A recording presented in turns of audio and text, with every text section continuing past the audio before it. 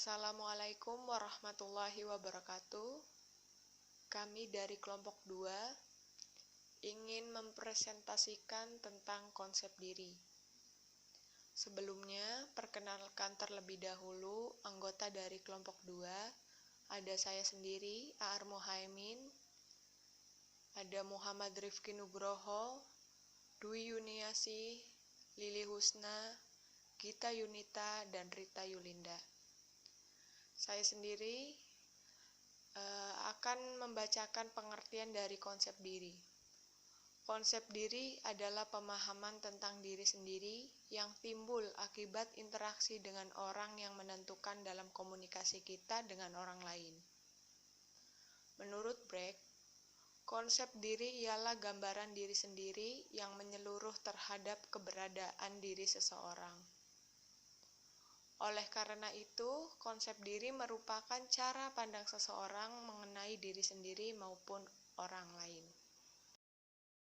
Menurut Harter 1990 dalam Steinberg menjelaskan anak-anak dalam dirinya lebih bersifat sederhana dan konkret dibandingkan remaja yang menjelaskan dirinya lebih kompleks, abstrak.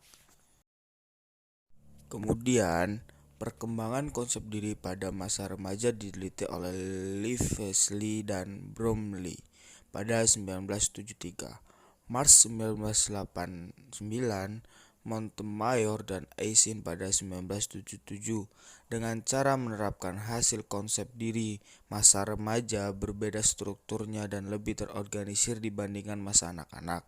Contohnya, bila anak-anak mengemukakan statement tentang traits-nya, maka dampak atau nampak kontradiktif.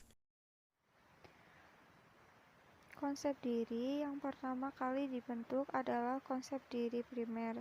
Hal ini diperoleh di lingkungan keluarga, terutama pada tahun-tahun awal kehidupan. Kemudian, konsep diri akan terus berkembang sejalan dengan semakin luasnya hubungan sosial yang diperoleh anak. Oleh karena struktur konsep diri tersebut berkembang secara hierarkis dan saling berkaitan satu dengan yang lainnya.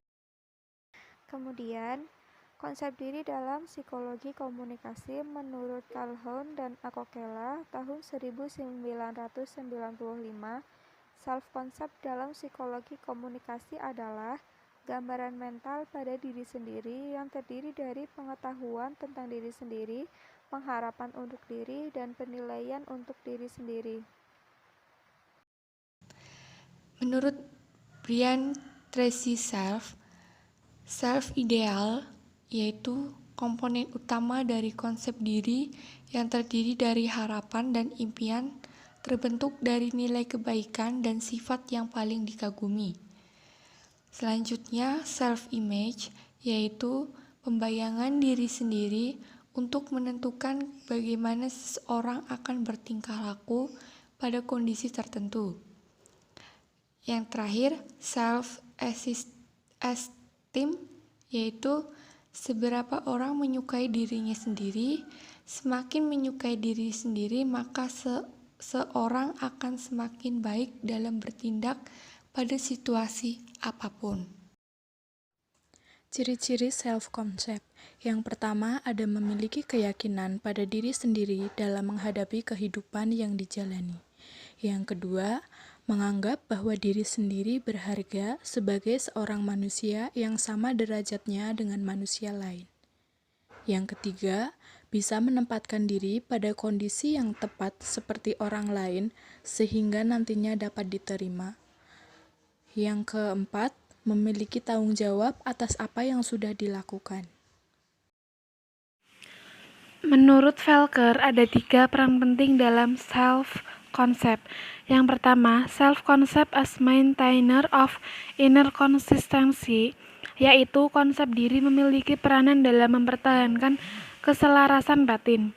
Yang kedua, self-concept as interpretation of experience, yaitu konsep diri akan menentukan bagaimana seseorang menafsirkan pengalaman.